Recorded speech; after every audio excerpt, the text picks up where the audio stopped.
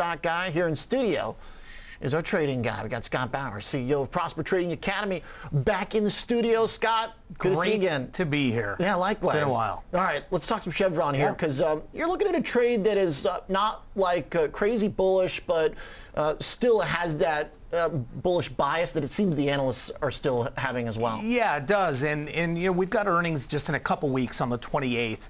Implied volatility, so option premium, is still really cheap going out beyond that. So what I'm looking at doing is going out to the next week, which is May 5th, and I'm buying the 160 put down below, but the 175 call, which is a lot closer to being at the money. So that, like you said, this is a little bit of a bullish bias to it.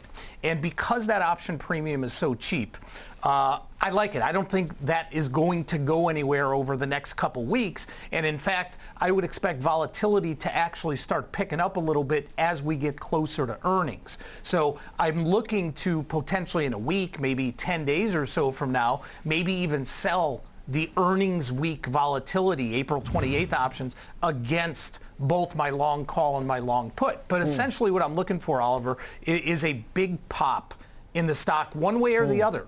One way or the other. That's all I'm looking for, and I'm taking advantage of this volatility that's pretty cheap right now.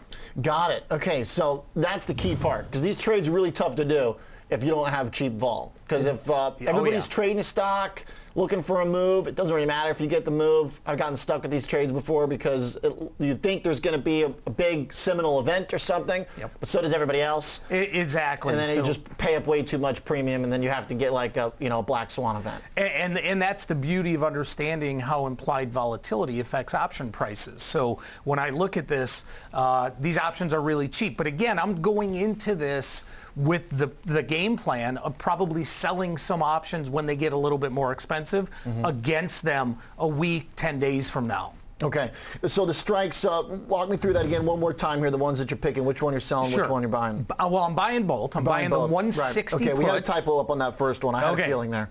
Okay, I'm buying the 160 put. I'm also buying the 175 call. There it is. So buy, that's right. Looking for a big move either direction. Now, 160, that's going to be tough unless they really, really miss on earnings, because there's some big support in this stock right around 164 area where the 50 and the 200-day moving averages converge together. So that's why I'm have this bullish bias, because there's a lot of support right below where we're trading right now. There we go. Okay, there we go. We fixed it. So the 175 only being $4 away. That's why this is the bullish bias. Exactly. Because the put you're buying is way down there. Yeah, it's $10, $11 away. Okay, so it's interesting. It's a strangle that is looking for a big move in either direction, but you really don't need a massive one to the upside. Do not. Okay. No, I do not. And again, the implied volatility to me is what's driving this position, because that premium, that option premium, is so cheap right now. What do you look for? How do you figure out if the options are cheap? How do you define that? Do you just go through from a kind of pure, like, nominal implied vol standpoint? You just look down the chain, or do you look at the history of the stock? A little bit of both, but more looking at historically, what is the implied volatility? And, you know, to get Chevron option implied volatility in the low to mid 20s, which is where it's trading right now.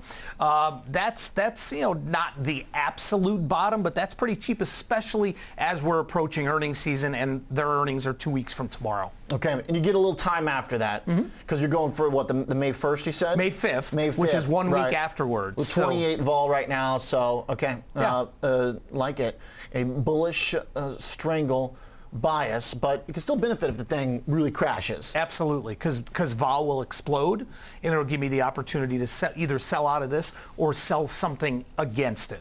Well, if Exxon is any sign, then the bullish part, the call that you're going to own here, is the one that's going to work for you, because Chevron would have ways to catch up here to Exxon. Yep. All right, like it. Thanks, Scott. Appreciate it, sir. Thank you. All right, Scott Bauer, CEO of Prosper Trading Academy, the CVX trade. Still got some time to earnings, and the shares have been firm, but maybe time for a big move.